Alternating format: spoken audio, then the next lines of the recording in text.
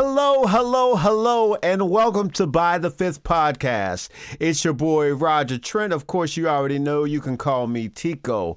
What's up, everybody? Listen, today is a good day. I hope you're enjoying this beautiful day. Hopefully, you're out and doing some wonderful things. I'm sitting here with some friends, and of course, my always wonderful co-host, Tiffany Flowers. What's up? Oh, good morning, everybody. Or I guess good afternoon now. I hope everyone is doing well. Yes, yes. Well, I know I'm doing well. I got my hot tea here and I'm ready to get into some conversation. How about you? I'm ready to go. Let's do this. All right, all right. Well, I was looking at, they said 22% of people are quitting their jobs, or I'm sorry, are quiet quitting their jobs. What is that? What does that mean? And what does that mean for property management? We're spending all this time working in property management and getting people their homes and all these wonderful things. But some of us are quiet quitting. So today we brought in our specialist, Greg Trent, in HR and all things leadership. Greg, how you doing today? Man, I'm outstanding. Glad to be here with you guys today. Wonderful, wonderful. Well, Greg, let's get into this. Why are people quiet quitting? And first, I guess we need to talk about what is that? Well, after the pandemic, during the pandemic, we began to see a paradigmic shift where the way people thought about work was totally different. So it's that employee who disengages. They're still at work. Their body's there, whether they're remote or in person, their body's there, but they've really scaled it back and they're not willing to go above and beyond the basics. It's that person that's going to clock in and clock out, nothing more. I like to think of it like, you ever see someone said, our marriage was over 5 years ago. Yes. They're still in the house, they're still riding to church together, right? They still got a shared income. They're still, eating dinner together, but they've gone to the point where that's about all they're willing to give. That's the way it is in a workforce. That person, that employee has had a mind shift where now they said, I'm going to give you your 8 hours, but that extra email, looking over emails over the weekend, engaging in anything above and beyond my 8 to 5, I'm done. I'm not doing anymore. Okay. Let's tackle this because listen, I have done that before, and I'll tell you, I have done that for sure. And it happened because I felt burnt out. Yeah. I felt like I wasn't being valued, and it got to a point where I just stopped talking. And men, we just stop talking anyways. That's how we handle conflict. We just shut up and just never mind, right? And I believe I did that in that work relationship to the point I just shut down. Mm-hmm. Look, a lot of people have really bought into the hustle culture, right? You're an entrepreneur. I mean, I see it in you. You're a real hustle person. For years, we served the corporate culture, and it's 30 years and a gold watch, and hopefully you have some benefits or some retirement to go on. And now, corporate entities have gone away from having pensions. Very few companies have pensions now. So people are investing in a 401k. People are less devoted to the company itself. And so it's much easier to get there because you do get burned out because companies expect a lot of their employees in this day and age, way more than back in the day. I was thinking about this. Tiffany, you're much younger, it appears, than I am, right? Back in my day. I don't know about all that, but we'll see. So I'm an Xer, right? And right at the beginning of X. And we had inboxes. Now, our inboxes were not on the computer. Our inboxes sat on the desk. And when there was work, they bring the file in, they bring the paper in, and they would sit it on our inbox on our desk. It may take us weeks to go through the 25, 30 things that we had in our inbox. Right. I would challenge anyone today to look at their corporate inbox and tell me how many emails they have. So I average, now think about this, I average probably 1,000 emails a day, I believe it 100%. right? We talked previously about how now, with the advancement of technology, Yes, everyone has access to you 24/7. So, absolutely. yes, when you used to just pick up a piece of paper or someone had to just hand you a paper, they could only do that from 9 to 5 or 8 to 4, whatever your shift was. But now, if it's 3 a.m. in the morning and they wake up out of their sleep and they think, oh, I need to do such and such, they can email you right then. And that's how you wake up with 1,000 emails in your inbox. Absolutely. And the world is not much smaller, right? And so now our expectation, even if not from others, our expectation for ourselves now is that nonstop hustle to where I Yes. know I have 1,000. And if I don't get on that, guess what I'm gonna have tomorrow? I'm gonna have 2,000. So this drive, it does cause us to burn out. We didn't get any more hours in a week. We didn't get any more seconds in a minute. It's the same period of time. But the employee today is expected to do so much more than they had to do when I first entered the workspace. And so, Roger, I think that's part of the reason for the burnout is that there are so many expectations. The idea, which is actually a fallacy, that we overlap. We can't overlap. It's been proven that we can't, especially men, like talk about. We can't overlap. So if we're expected to get all of this done in the same amount of time, it's there's this quiet storm that goes beneath. And when we have something like the pandemic, where people stop and reevaluate their lives, then you begin to see things shift, like we're seeing with this resignation culture. And they're calling it the Great Resignation. Mm. Well, tell me this: whose responsibility is it to manage the hustle? Right? I mean, like if the hustle is something that's within you, wonderful. But at the same time, if you're having management saying, "Hey, you got clothes out. By the way, I'm coming to visit you tomorrow, and don't forget A, B, C, and D, and we got the budget review coming on Friday, and all of that stuff." Whose job is it to manage all of that hustle? I Very good think it's question. interesting that, as we said, with the pandemic, a lot of things did change. And I feel like when people were given the opportunity to work from home, I think the expectation or what a lot of people had in their minds was that people could be more productive because they were going to be spending less time commuting. Just commuting by itself can add a whole nother layer of stress to your workday. So I think that's something important too. When people did go to their work from home positions, I think the expectations were put even higher. It was assumed that people would be able to be even more productive because they weren't having to go into the actual building in the workplace. Unfortunately, people had less interactions with their coworkers, but with that also came less distractions, allegedly, Mhm. which I don't think is true. I think working from home can have a lot more distractions than being in the office itself. But I think it was just this blanket of expectations that was just much greater than what it ever was before because companies still needed to make money, business still had to run. But now we're dealing with, working from home and then again, the other added stresses of the pandemic. So I think that's something that was really important too. The expectations got a lot higher for all employees. Tiffany, I think you hit the nail on the head. And I want to say Mhm. two things. Number one, when you work from home, you tend to put in more hours because we have this internal ethic that says, I've got to give the company their dollar. And so what I find, like the first time I worked from home, I averaged 16-hour days. My sons were begging for my time, but internally, I wanted to be able to say I never cheated the company out of a dollar. So, I think, Roger, to answer your question as well, it's multifaceted who owns that. Henry Ford said, no job is too great as long as it's broken down into the small enough parts, right?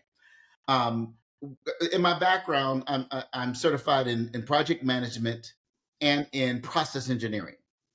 And in both of those entities, in both of those disciplines, one of the things you have to do is break it down, like in project management, we may call it a work group. You take the job and you put that task so that that task is in a lean form and you have the exact amount of time needed to do that. So, for example, when the Japanese first started really taking over the auto industry, they had this thing called TQM, and a lot of the American manufacturers began to go over to Japan and watch how they made cars. And what they found was that every task had a very specific amount of time. So I remember when one of the entities I worked for, they came out, they had improved their processes, and they said, your job, everyone's job in the plant was 45 seconds out of every minute. And so every night, my job consisted of me putting a part in, and the line's moving. So I'm working with the car, walking with the car, and putting in 45 seconds out of every single minute I was working. Spin forward. Now we have like techs who are out in the field, and their seat in their van has a indicator in there, so they know how long they sit in their seat. So they're tracking how much time this technician, how long gets the GPS, get to the house. It should have taken you 20 minutes. Why did it take you 25 minutes? Then you sat in your van for 10 minutes, and they're tracking every moment. So there is a responsibility on part of corporate America to make sure they're doing the right thing and taking care of their employee. There's a part that goes to that manager that makes sure you take care of your people. That's one thing as a manager I always take very, very seriously. You know, one time I walked away from a 6-figure job because they wanted me to do unethical things regarding my leadership team. Okay. Why? Because I got to take care of my people. You know what I'm saying? That's first and foremost. And then thirdly, you got to take care of yourself. And so I think the difficult thing is if we're attached to the benefits and what we like from the job, we can go into that quiet quitting where I haven't left. I have made a tough decision, but I'm not willing to give you anymore because I don't think you're worth it. Wow. Wow. It's funny, something you said, Tiffany, in regards to, working from home. Some people said that they got more stress working at home because they weren't around people. How does that, Greg, how does that play into that? You know what I mean? Like this, so, there was nobody around me, so I got stressed on that, right? Yeah. Community is important. My first full-time work from home position was in process engineering. Now I went from a call center environment and working with people, and it's always a buzz and we had sales going on. So, a very, very, very vivacious environment. And I went from that to working from home where everything was a conference call and then dead time. It's me in an Excel sheet. You know what I'm saying? Me in mini tasks. And it just drove me crazy. I would find reasons to go back into the centers because I just wanted to be around people. Yes. I think we're designed. There's something in us that wants to have community, whether you're somebody who is energized by it or somebody who just needs it to know that it's there. I believe that is part of who we are. Not everybody wants a crowd. Not everybody, wants to be the life of the party. But there's something about just knowing that you have that connectivity. That's that wife and the husband, the foot goes over in the middle of the night. You just touch that leg, all right, they're there. You know what I'm saying? That's all you need to know is that they're right there. That's why you could wake up in your dead sleep because you rolled over and they weren't there. You weren't awake. You weren't thinking about it, but you're used to that sense of touch, so to speak. I think that sense of community is like that. And that's what drove the stress was having that broken. Were you, did you work from home, Tiffany, at any time during COVID?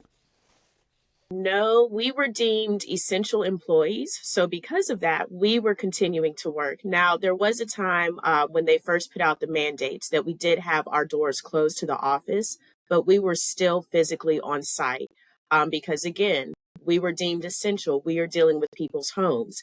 Unfortunately, sometimes things break. Sometimes the residents break the things themselves. There's just so many things that can go on. And again, if you're now working from home, and all of a sudden you have a water leak, you've still got to be able to perform your job because we want you to work so you can pay your rent also. But again, we were still essential. So we were still on site the whole time.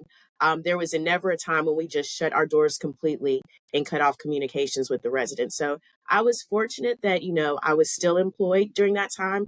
I'm still employed during that time. But again, when you're dealing with people's homes, Mhm. it never ends. It never stops. Someone has to be there at all times. Yes, yes, that is so important. And I didn't even think about it as an essential worker, but I guess you got a point. You are working with people, working at their homes, you know. And one of the things that I seen as far as why people were saying that they were quiet quitting was that they were aggravated that they were dealing with rude residents and at the same time dealing with rude management. And so they were getting it from both sides. And so it made them feel like this is just way too much. I know what that's like. I've been there. I've been there where all week I heard it from the residents. And I'm, being diplomatic and doing all and saying all the right things, but they are just unloading on me. And then management comes in for a visit and they unload on me. And I don't mean hold you accountable. I mean Right. unload on you, something that is over the top. And I remember that was during my time when I started to go into my quiet quit, because Yes. it was just too much from both sides. Um, and I see that is a thing that other people have dealt with. Yes, I think that's very true. Now, when we talk about quiet quitting, I think sometimes there's a negative connotation that goes with it. I don't necessarily think it's a bad thing. I think lots of times when our positions in our lives, we get really comfortable and we just kind of go on autopilot. And again, autopilot's not necessarily a bad thing. But again, with the pandemic, and we know we start talking about quiet quitting, that allowed a lot of people to look inward. Had to start having the discussions with themselves. Am I happy with what I'm doing right now? Is there something else that I want to do? So while it is something that's still going on, I think it's been helpful for a lot of people personally because it's given them a reason to reflect on themselves to see where they are in life and what they might want to be able to do in the future. And then again, we talked about the hustle culture that came with that. So while we say quiet quitting, it can hurt a business, it can hurt an employees.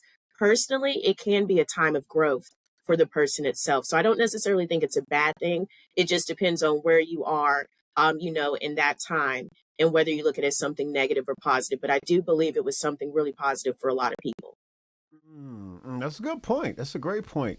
Greg, what do you think in regards to that? I mean, if you're getting it, from both sides, whether it be resident or management, but maybe the fact was I needed to be in a different environment. Like Tiffany said, it did make me start thinking: Is this where I want to be? Is this the company? Are they valuing me?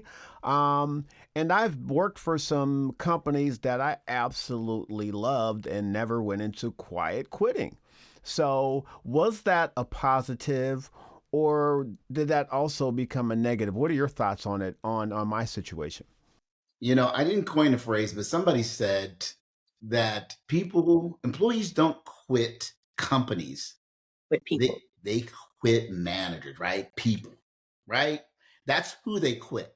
You talk about how I don't call them leadership. That's why I use the word manager there because leadership doesn't treat people that way. I've faced that myself, and I could do minimums, right? I Mhm. have it within me to give you exactly what you hired me to do. Now, what made me great was going above and beyond. But understand, I don't owe you that. I give you that because I'm engaged. They have found that I was doing a study. I was working on my doctorate, and the study was on incentives, and companies were trying to figure out how to incent people and get them engaged, what have you. And they increase benefits, they increase vacation time, all these different things. You know what they found out? None of those things worked. You had the same thing from people, regardless of what you gave them, because it's about their intrinsic value, what they want. And if you don't know and understand and connect with your employee, then you will never be able to give them what's really important to them and why they're going to work. We had gone through a time in our company, and I mean, it was in a really bad place. And so the VP called me and said, Gregory, go to this office and tell them they got 90 days to get it together. I'm going to shut them down. So I'm like, okay, how am I going to get them together? This is union environment. And so I put together a PowerPoint presentation on the why. This podcast is being brought to you by Apartment Community Functions. If you need an event, let us know. We can handle it. After all, we evented it. Check us out on apartmentcommunityfunctions.com.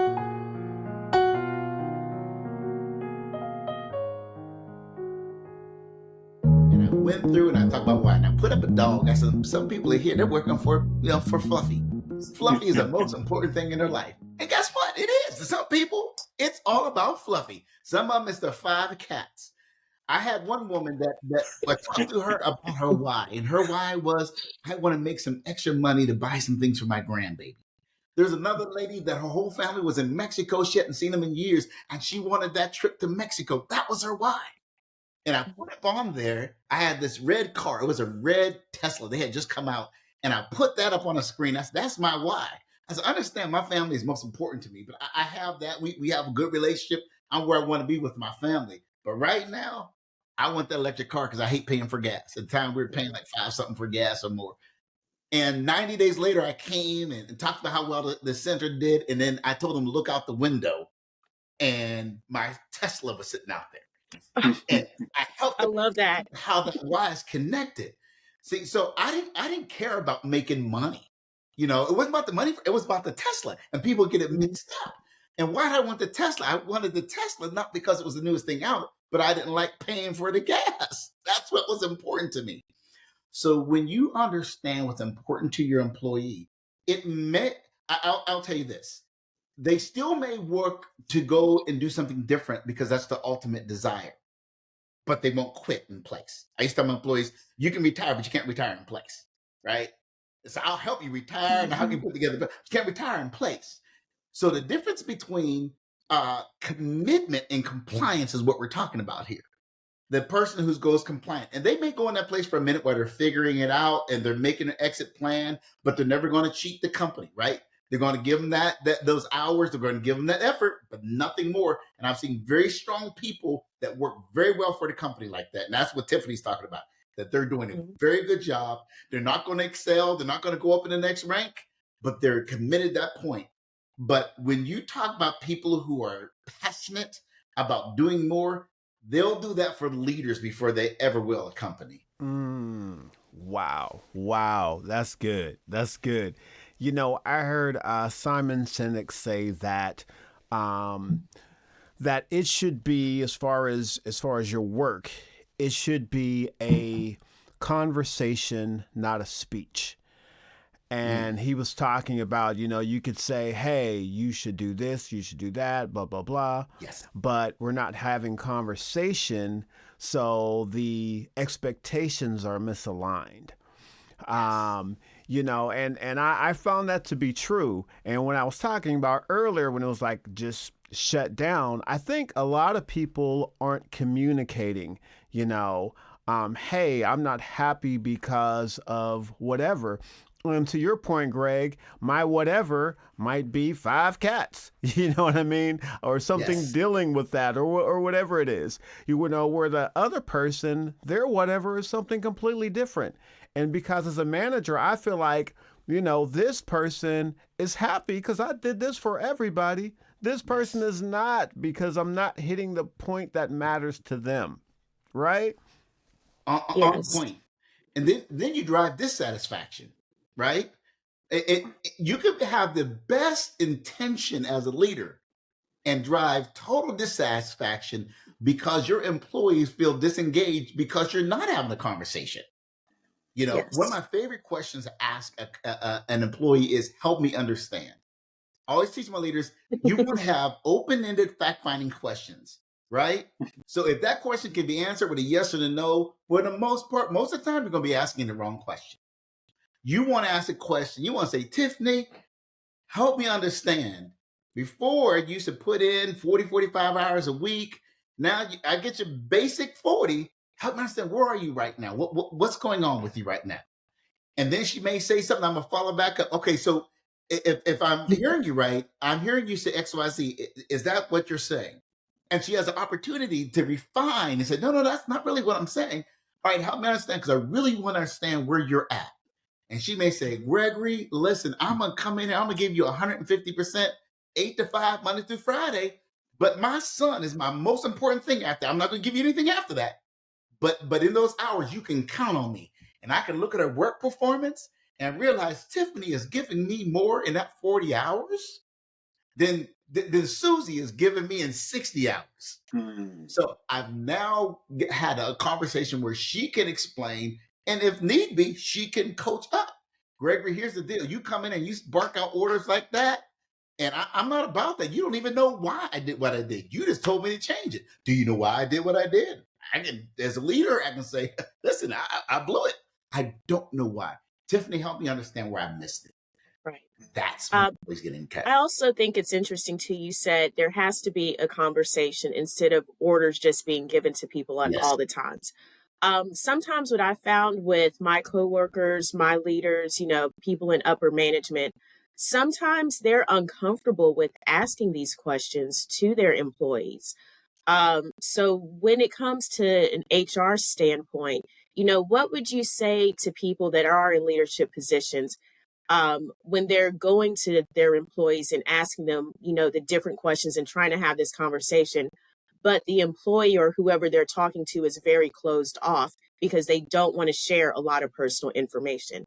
How is it something that we can overcome that so we can build that relationship with our employees? It really is about iteration. Sometimes leaders will come back from the latest leadership training, and I'm gonna have these conversations, and boom, and that other employee doesn't respond the way they expect them to.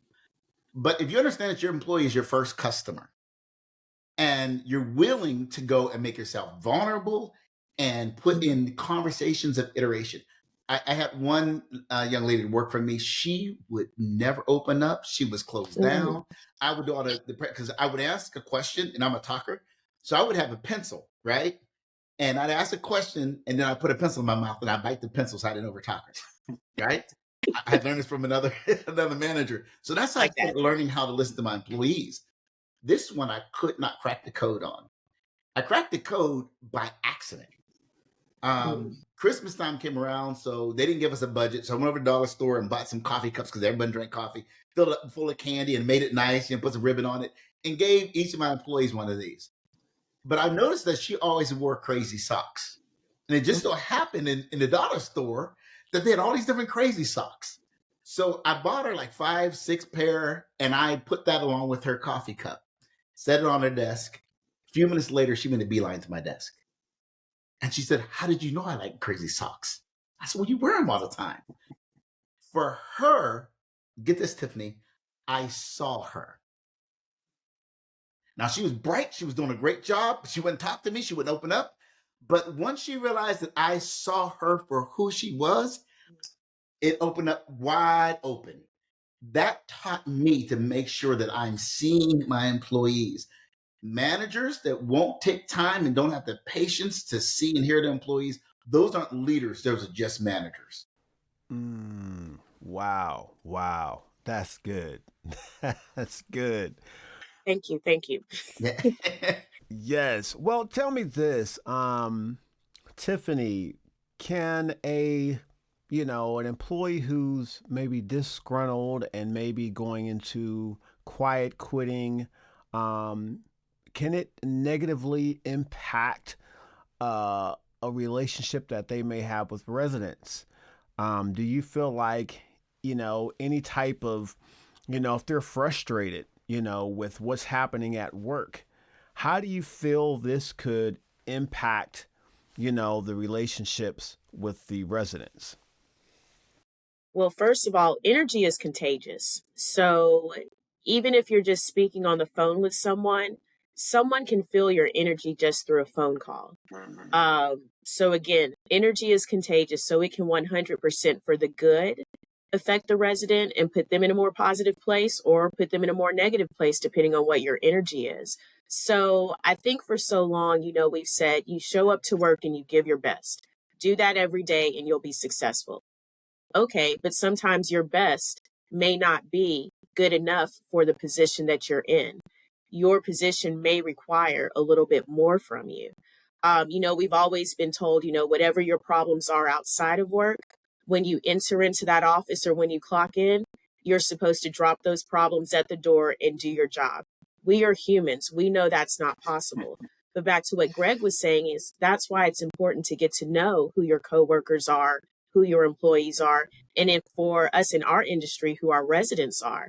If someone calls in and lots of times they may have an issue, we are the ones that they are coming to as the experts to be able to help them.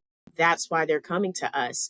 Unfortunately, if I'm thinking about, 7 hours out of the day when I'm going to quit my job and when I'm going to give my boss my 2-week notice, that comes across when we're dealing with residents. So while it's very hard to leave your personal life at the door, we also have to understand that our residents have a personal life as well, too. And we are there to assist them in their personal lives, which is their home. And obviously, they're renting their apartment from us. So sometimes, if you come into work and you're in a space where you are thinking about, when do I leave? Do I walk out at lunch and never come back? We know that happens sometimes too. People can feel that energy. Hmm. So again, like Greg was saying, it's very important to build those relationships with your coworkers, your managers, if that's what they are, or your leadership. So they can recognize if you are, if there is something that's out of the norm for you. Because again, we want to be able to put our best foot forward to help whoever may come in the door. Because these are people, they have real lives, Yes. real issues going on, and we don't need to make anything worse for them. That's the last thing that we want to do. That's good. That's good. And so true. I didn't think about it in that way that you put it, as far as energy is contagious. I love that because people can feel that. I remember when I first got into leasing, and they would say, people can feel you smiling across the phone. You know what I mean? And so when you were working, they wanted you to smile and good morning. Thank you for calling, you know? And so I think that is very important. Such a good point. So when we look at quiet quitting, we say, okay, it's important that we, see our clients or our employees, who are our first client or first customer, like you said, seeing them. And also we talk about make sure that we are having that conversation, with those that we work with. To make sure that, everybody's on the same page. Is there anything else that we can do in regards to quiet quitting to help ourselves or help somebody that may work for us? Though, and in the negative sense, not in the positive sense. The one thing I wanted to add was this: quiet quitting. That is a lagging indicator. There's something up front that is a leading indicator, and that's where we find out, what's truly going on. When I used to work in the medical field, my doctor had a phrase he used to always talk about was the underlying pathology, right? So this 25-year-old patient came into the office with hip pain with underlying pathology of fibromyalgia, right? So the hip pain was, what everyone saw, but the underlying pathology was he had fibromyalgia, which was causing it. So when we have quiet quitting, it's important for us to understand because it's not a bad thing, but also it may be a transitional thing. And there's nothing wrong with helping your employee get where they want to be, whether it's within the company or without the company. Yes. I remember we had one young lady who she was just doing a terrible job. It was horrible. So management kept thinking the right thing was to give her chance after chance after chance after chance after chance. Well, the manager who taught me to put the pencil in my mouth, she pulled her aside and she started talking to her. Come to find out, the woman was in an abusive relationship. Mm. and feared what her husband would do if she quit her job, but she hated her job. So she had quit. And so the manager not only fired her, but set her up for a job at a gas station nearby the job. So she was able to get fired and start doing something differently. The manager went and talked to her a few weeks later, and the woman was over the moon. Now, listen, she had less benefits, she was making less money, but she was where she wanted to be because her value, her why, wasn't the benefits, it wasn't the trips, it wasn't the sales spurts. Her why was, I want to work these hours. I want to be home for my kids, and I don't want the extra stress because dealing with that man was stressing up, right? And so it's so important, I think, from a leadership standpoint, to make sure we find out why, so we can help them get where they need to be. I think that's what a real leader does, whether it's there or elsewhere. And what Tiffany was saying earlier, or maybe it's something that is going on at home. So how can I help them? Sometimes they're not well, or they don't have. I have a family member who's not well at home. I had one employee; she was quiet all the time. When she finally told me what was going on, it blew my mind. I was appreciative that she was at work because what she was going through was so deep. So I think understanding your employee, making sure we get them where they want to go, and then for yourself, you have to self advocate. You got to coach up. If leadership is going ballistic on you, you've got to set the line and saying what is appropriate and what's inappropriate. Don't wait until you blow your stack or you quit, not because you don't like your job, but because you don't like the way you're treated. You've got to tell them this will not happen again. I'm good for that one. Okay, that's about it. Okay, hold on one second. This will never happen. You will never talk to me like it because that will never be acceptable. Now, I don't know what you call that, but that's not leadership, and that's not the way I'm treated. I don't treat my employees that way. I don't treat you that way. And from this day forward, this will never happen again. It's okay to say that, right? That's where you manage up. Don't wait till you get ticked off and say something you don't want to say.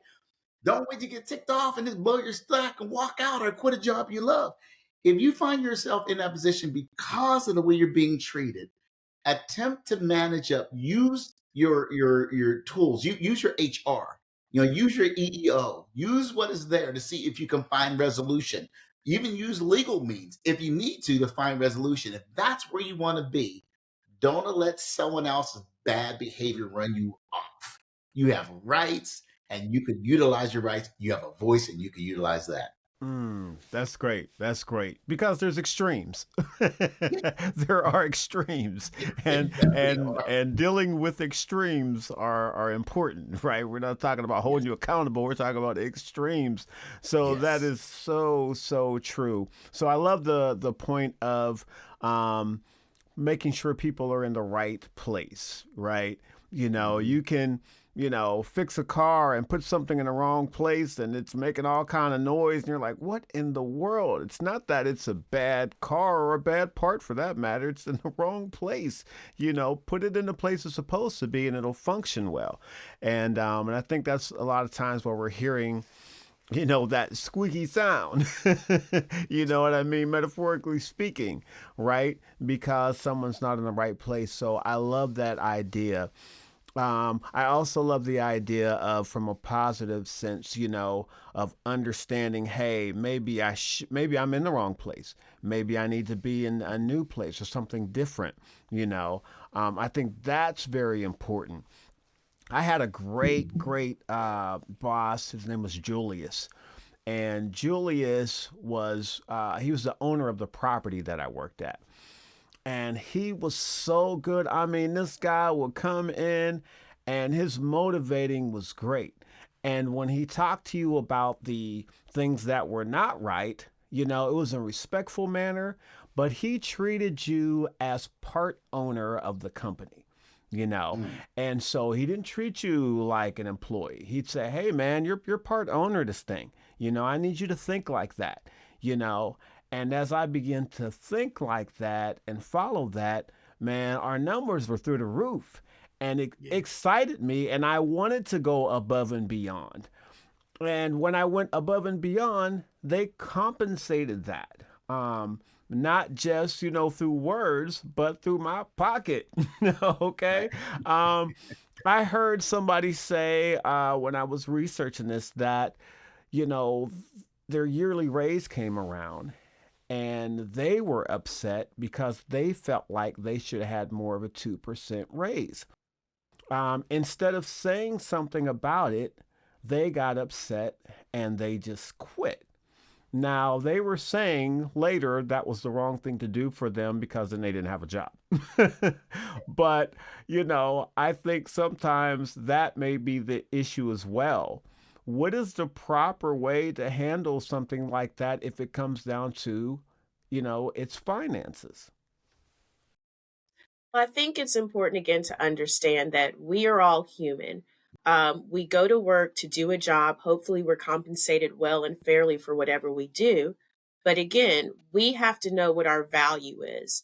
We have to know what we need and what is needed to be able to live in life. So, again, if you're in a position where you don't feel that you're being compensated fairly, you have to have the strength and the power to be able to speak up for yourself. And again, I think that's something that a lot of us are lacking. We're scared if we say something that, there might be retaliation or they Yes. might just quit, fire us altogether. Yes. So again, trying to make an environment where people feel valued. So if there is something that they don't disagree with, they feel confident that they will be heard in whatever their issue may be. Something else I think that's interesting that you said about when the owner of your company would come out and, letting you know, hey, this is yours, I want you to be involved. I also think that it's important for managers or leadership to empower their employees. So, say if there's an issue, we don't want to train people just always to go ask somebody for the answer. We need to be training our employees if we do have an issue. We need to be able to think about what the resolution may be. Now, whatever we come up with, that may not be the end result that we go with, but we need to be able to empower our employees to let them know that they do have the power, they do have the tools to be able to make decisions. And again, if that's lacking in your job or in your position, it makes it a lot easier to quiet quit because you don't feel valued. Mm, very good. Very good. Greg, I see you shaking your head. You want to jump in on that? Yeah, I mean, she's like, she's hitting that nail on the head so hard. This is where true employee engagement comes. It's nice to have the balloons and the free chicken fillet on Saturday or Friday. That's The all well pizza and party. good, right? But it'll never replace what you're talking about. Mhm. One of the worst things we do as a leader is try to be the smartest person in the room all the time. I told one of my leaders one time, this is one of the times where like I was trying to find the right words at the right time because I knew, man, my temperature was going up. Because no matter what you said, if you didn't say what he thought you should say, you were demoralized and he would lie into you. And it was just so frustrating because you had all these people who were well paid in the room and you would just snipe them, every single one of them. Being a strong leader and empowering people is giving people also enough room to fail.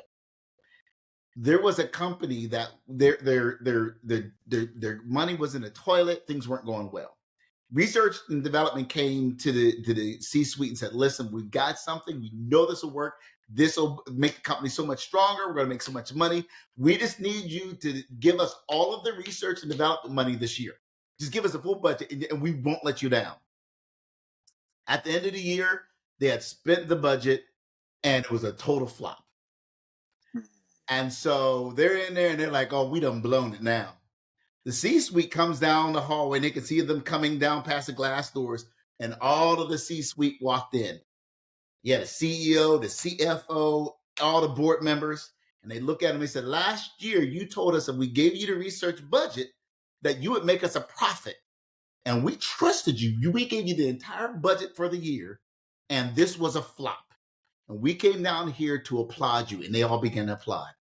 And they said, we want to thank you for being willing to take a risk because we'll never get where we want to be if we won't take risks. You're the kind of employees that we need here. And that company took off. Tiffany, why? Because they empowered them. Empowerment is not only given when someone makes the right decision. If someone intends the right decision and they make the wrong one, well, guess what? You know, someone's there, the only one that responds at night, and they have somebody in their apartment's messed up, and they take them, they put them in a hotel and spend the petty cash and put them in there overnight, and the manager comes in and says, no, we can't do that. Mhm. But the employee intended the right thing. How do you handle Yes. that employee? Do you just totally annihilate them, or do you celebrate them for making mistakes and you try to do right? Now let's talk about what we do next time. Here is the process. Here's the Mhm. binder. Here's what I want you to do next time.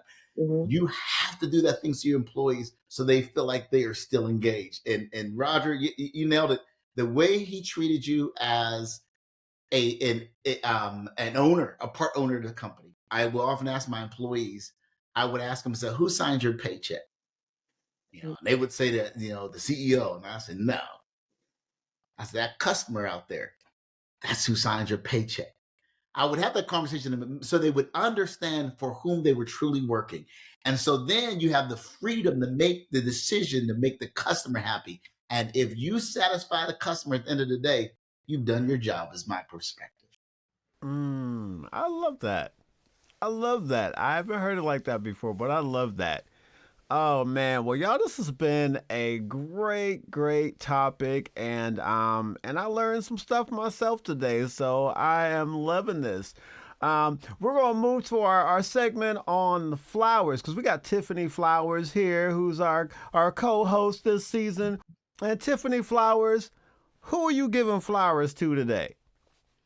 Well, today I would like to give my flowers to anyone that is stuck in a position and they're unsure with what they want to do or what their next step would be. I would just like to remind people that that's normal, that's okay. When you doubt yourself, lots of times you're able to grow from that. So, again, we think about quiet quitting as a negative thing, but depending on the individual, it might actually be a positive thing. So I just want to encourage people to trust your intuition. If you're feeling unhappy, think about those thoughts. Think about what you want to do in the next year or the next 2 years and start planning for that. It could be with the company that you're at, or it could be you starting your own business. The sky's the limit. But I just always want to encourage people to acknowledge your feelings, acknowledge your emotions. If you're not happy at work, speak up if you feel comfortable. Hopefully you do have someone that you can speak to. If not, just take that time to reflect on yourself so you can be the best person at the end of the day. I love it. I love it. Love it. Yes. Well, I'm going to give my flowers today to Mike Tomlin of the Pittsburgh Steelers. I don't know if y'all watched the AFC North HBO special, but that was pretty good. And I'm going to tell you why, because this man's leadership that he showed on this show was absolutely incredible. Listen, I have listened to the Ravens talk. I've heard the Cleveland Browns talk. Everybody is saying how an amazing leader Mike Tomlin is. And specifically, he was telling his team, hey, this is what's going to happen when we play this other team on Sunday. This is what you need to take care of. And he called out one of his guys and said, hey, you're going to have to handle this big dude. All right. And it's going to be tough, but I expect you to handle him. I know that you could do it. And then the day of the game, all day on the sidelines, he's saying, hey, it's your day. It's your day, basically. It's going to happen. And then the guy goes and does it. And does it at an excellent, standard. And when he comes off, the coach walks over and says, this isn't lightning in a bottle. I expected you to do that. You are built for this. And I love that reassurance. And sometimes we have to tell our team, hey, you're built for this. I'm asking you to do it because I believe in you and I believe that you can make this happen. So that's where my flowers is going. Big ups to Mike T in Pittsburgh, Pennsylvania. Well, guys, I want to thanks always analysts, Greg, Trent that comes in, such a great orator. Listen, if you need to speak with Greg in regards to your company, in regards to leadership, your team, HR, Greg, how can they get in touch with you? I make it really easy. It's my name, Gregory Trent Verizon.net. They could email me, and I'll be glad to get back with them. All right. And Greg, he can also come and speak to your team or team building sessions. Hopefully this next year, us at Apartment Community Functions have done some team building with some companies. Last year, we had a great one with MAA. And hopefully this next season, we can get Greg in there to help motivate. They're going to do it. They're going to do it for sure. All right. Well, once again, this is Tico Trent and Tiffany Flowers. We are so excited that you stopped and listened today. Be sure to like, subscribe, tell somebody about By the Fifth Podcast. So have a wonderful day. God bless and good night. The name is Trent, Roger Trent, but you can call me Tico. What's up?